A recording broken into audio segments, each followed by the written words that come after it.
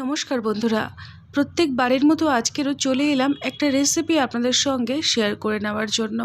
খাই খাই অনুর রান্নাঘরে আজকে তৈরি হবে দুর্দান্ত স্বাদের একটা পালং শাকের রেসিপি।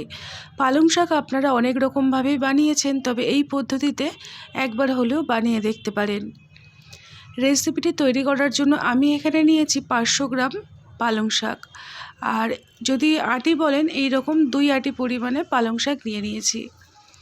এবারে পালং শাকটাকে আমি ছোট্ট ছোট্ট করে কুচিয়ে নেব। তার জন্য গোড়ার অংশটাকে কেটে বাদ দিয়ে দিলাম।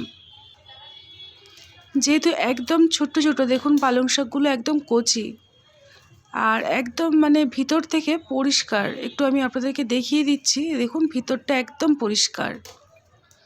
এবারে এগুলোকে ছোট্ট ছোট্ট করে কুচিয়ে নিতে হবে। আপনাদের হাতের কাছে যে ধরনের পালং শাক পাবেন তাই দিয়ে রেসিপিটি তৈরি করে নিতে পারেন চটপট। এই দেখুন, এই রকম ছোট্ট ছোট্ট করে কেটে নিতে হবে। একটা আটি আপনাদেরকে আমি কেটে দেখিয়ে দিলাম, বাকিটা আমি এই রকমভাবে কেটে নেব। একদম ঝুরো ঝুরো করে কেটে নিতে হবে। এবারে ভালো করে ধুয়ে নিতে হবে। 2 আটি পালং শাক খুব ভালো করে কেটে ধুয়ে রেডি করে নিলাম। এবারে গ্যাসের উনানে একটা পাত্রে কিছুটা জল গরম করতে দিয়ে দিলাম 1 চামচ পরিমাণে লবণ। লবণ জলের মধ্যে পালং শাক কুচোগুলোকে দিয়ে দিচ্ছি। এইভাবে পালং শাক কুচোটাকে দিয়ে মিনিট 2 থেকে 3 ভালো করে ফুটিয়ে নিতে হবে। আমি আপনাদেরকে কিছুক্ষণ পরে দেখিয়ে দিচ্ছি। দেখুন পালং শাকটা ঠিক এই রকম পর্যায়ে আসবে। গরম হয়ে গেছে জলটাও, আর একটু ফুটতে আরম্ভ করে দিয়েছে। আমি গ্যাসের আঁচটাকে একদম কমিয়ে দিয়েছি। দিয়ে আপনাদেরকে আমি দেখাচ্ছি। দেখুন এবারে পালং শাকটাগুলোকে ভালো করে জল দিয়ে ঝাঁকিয়ে তুলে নিতে হবে।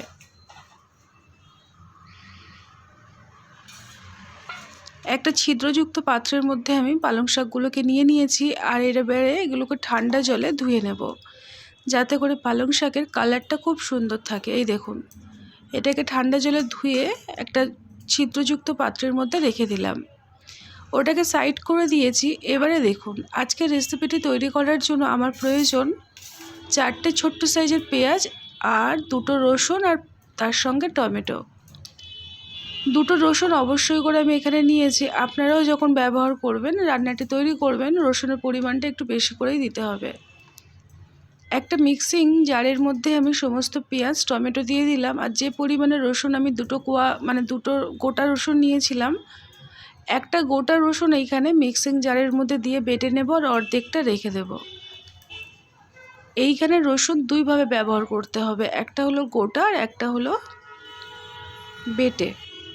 এবারে আমি এর মধ্যে দিয়ে দেব 1 চামচ পরিমাণে কাশ্মীরি লঙ্কার গুঁড়ো, মিহি করে বেটে নেব।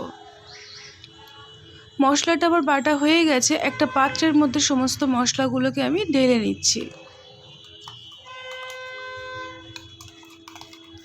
এই দেখুন, এইরকমভাবে একদম মিহি করে বেটে নিতে হবে। আজকের রেসিপিটি তৈরি করার জন্য বিশেষ যে মশলা, সেটা আমার রেডি হয়ে গেল। এটাকে সাইড করে দিচ্ছি। আর ওই যে মিক্সিং জার, যার মধ্যে আমি সমস্ত মশলাটা রেডি করলাম, ওর মধ্যে পালং শাকটাকে দিয়ে জাস্ট একটু ঘুরিয়ে নেব।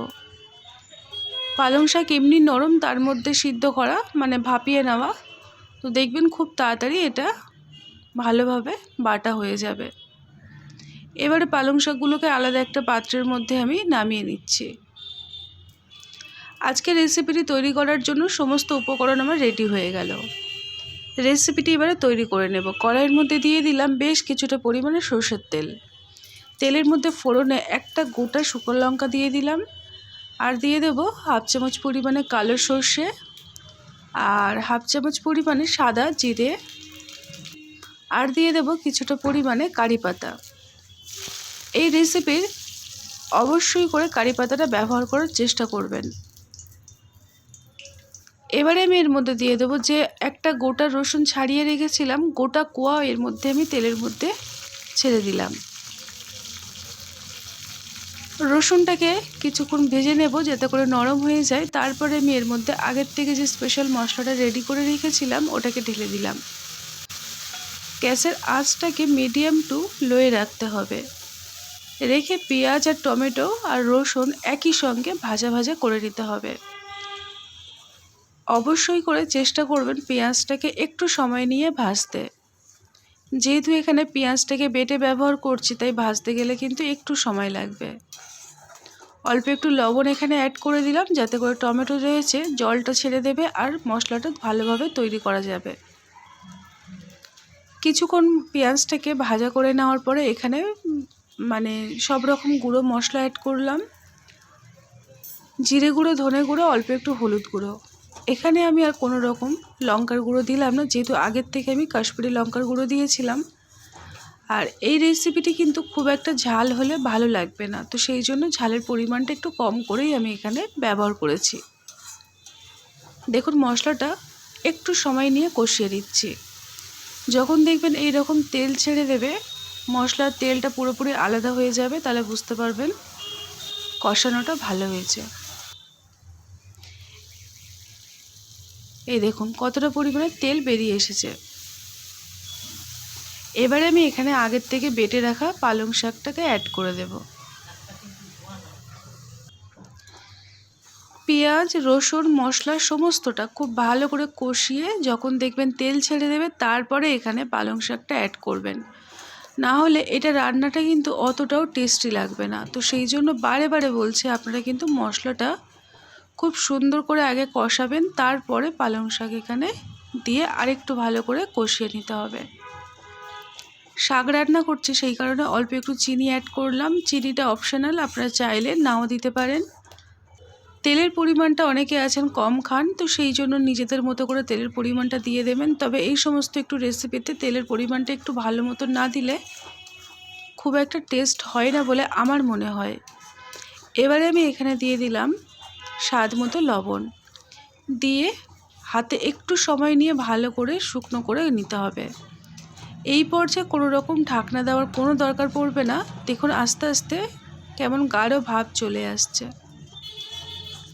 গ্যাসের আঁচটাকে একদম কমিয়ে দেবেন, দিয়ে সময় নিয়ে এইরকম শুকনো শুকনো করে নেবেন। এই রেসিপিটি আপনারা ভাত দিয়েও খেতে পারবেন, অথবা রুটি বা পরোটা দিয়েও খেতে পারবেন। এই দেখুন কতটা গাঢ় হয়ে গেছে। সবার শেষে গ্যাসের ফ্লেমটাকে অফ করে হাফটা মতো লেবুর রস আমি এখানে অ্যাড করলাম। লেবুর রসটা দেওয়ার ফলে শাকের সমস্ত গুণাগুণ আমরা পাবো, আর এটা খেতে বেশ ভালো হবে।